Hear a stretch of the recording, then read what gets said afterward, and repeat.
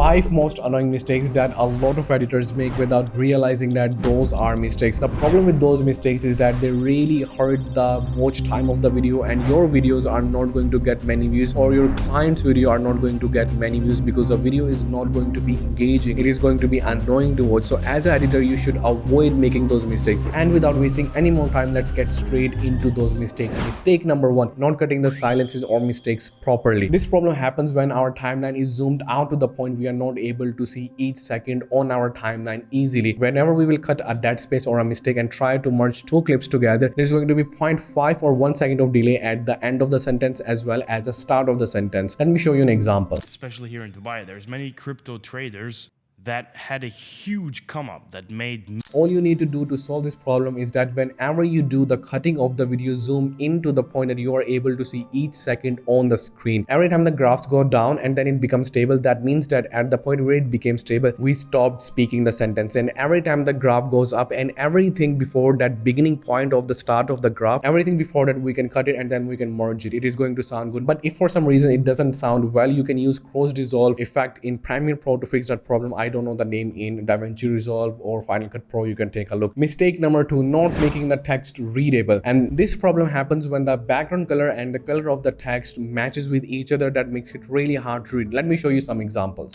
I like crypto. Did you know that coffee and tobacco were... Now, one solution to the problem is apply gradient, background shadow, or stroke. But I think the best thing you can do is just change the color and choose a color that goes well with the theme of the scene. Very important. Don't choose bad colors, because bad colors are going to make your video look bad. So subscribe to this channel for the upcoming videos. And also, by the way, I have an Instagram page where I'm often sharing assets and some tips related to video editing. So you can follow me on Instagram as well. Now, without wasting any more time, let's move to the mistake number 3. This is the most annoying mistake that a lot of editors make, even the editors that work with me. The reason why I'm laughing is because my editor is going to watch this video and he's going to be like, Zishan bhai.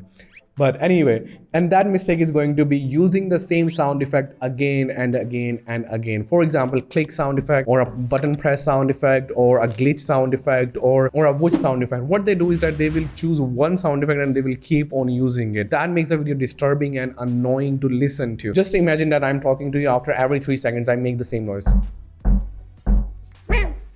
That is going to make it really disturbing, right? And now it's an extreme example, I understand, but I wanted to make my point. Now, the solution to this problem is very simple. Every time you download a sound effect, like a whoosh sound effect or a click sound effect, at least download 3-4 versions of it. And whenever you use those sound effects, just change the order and it is going to sound really good. And that is really going to improve the quality of the video. On the side, this is the first video in the series where I'm going to be talking about the mistakes that a lot of editors make. The reason why I'm making this series is because I work with a lot of editors, and all those editors at the start, they make a lot of mistakes, and every time I need to teach them. Why should I not just make some videos, and every time I hire a new editor or I work with a new editor, I can just send them this playlist or series and I'll be like, do not make any mistake that I addressed in this video. If you made that mistake, we're gonna have a problem, or that means that you are not careful enough. Let's go to the mistake number 4, and that is going to be not highlighting the text at the right time. I don't know, for some reason it is really hard for me to explain that problem, so let me just show you a clip and then I will tell you what is the problem with that clip. In my opinion, you should not go out and be trading all day looking at charts. Did you notice that the speaker was at the middle of the paragraph, but the words that are being highlighted are almost at the end? Now, the reason why it's a problem is because the reason we highlight words is to show the viewer that this is where the speaker is. So if the speaker is talking about something else, the words that are being highlighted are somewhere else, the viewer is going to be confused and he will need to put some effort to understand what is happening and where he should be, or he will need to make a decision if he should listen or if he should read, and that is going to be a bit hard. So please do yourself a favor. Every time you highlight a paragraph, make sure that the animation is matching with the speed of the speaker. The solution to this problem highly depends on the animation, on the template that you use. But one thing that you can do, always use an animation or a template for these types of animation where you can control the speed of the animation. That is going to help you a lot. Now, the mistake number 5 is not choosing the right music. Whenever you choose a music for the background of a video, there are 2 things that you should consider. The first thing that you should consider is going to be the pacing of the video,